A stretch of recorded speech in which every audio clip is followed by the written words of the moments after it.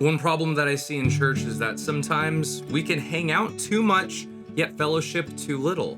In Acts 2:42, it says that the early church continued steadfastly in fellowship. A question I'd like to ask you is, what's the definition and meaning of fellowship?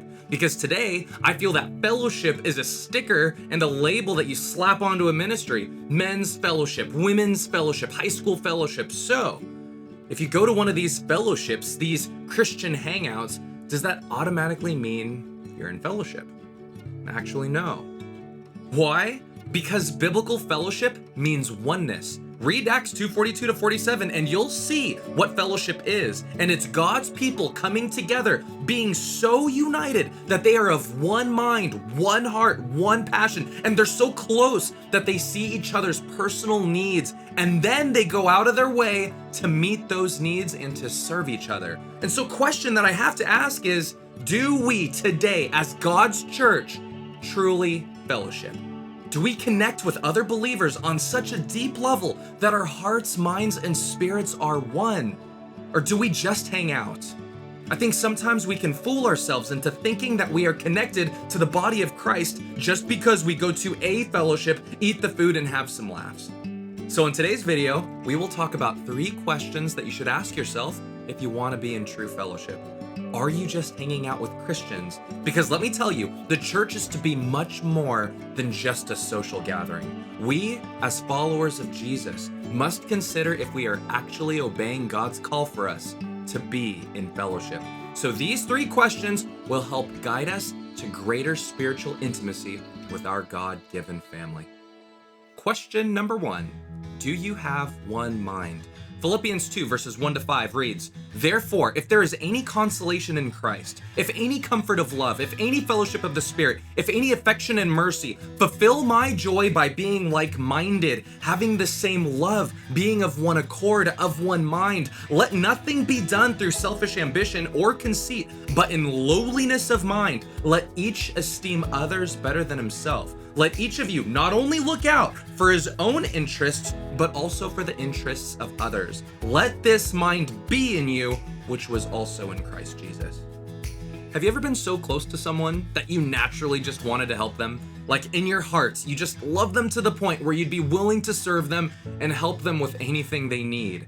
And have you had it where they, the person you loved, love you back in the same way? The idea of fellowship is to be so close with someone that you start sharing thoughts of love and service for each other. And the problem with this is that it takes a lot of time, effort, and energy. You don't just get this close to people overnight. So after church or Bible study, do we just book it and go home? Or do we actually put in the time and dedication it takes to be of one mind with other believers?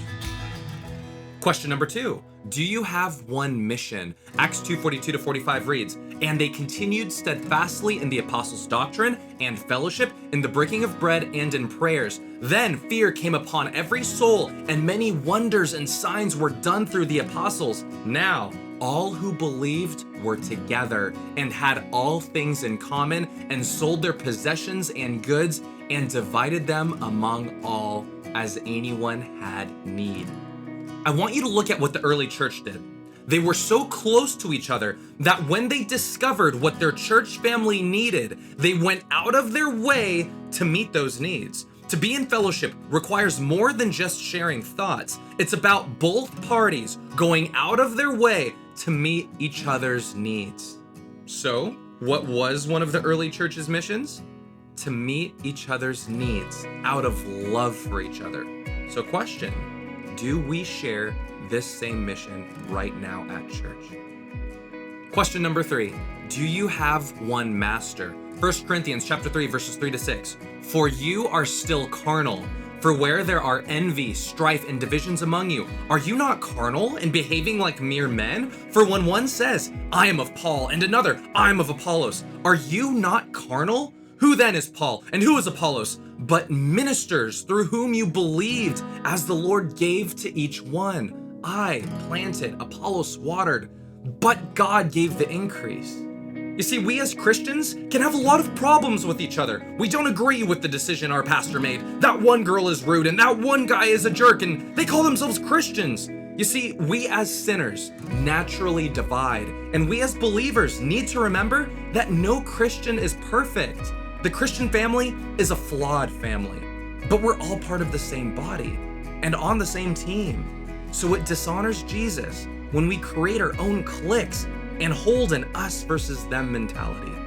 The Corinthian church was creating their own groups for Paul and Apollos, and they were so divided, and that can't be us, guys. So we need to remember, when someone is a true follower of Christ, though we may have our disagreements and our shortcomings, we ought to remember that we both share the same master. And this means that we forgive and give grace to each other in our failures, to communicate and to remember that we share the same God. So in conclusion, when you spend time with other believers, take your hanging out to the next level and fellowship with them.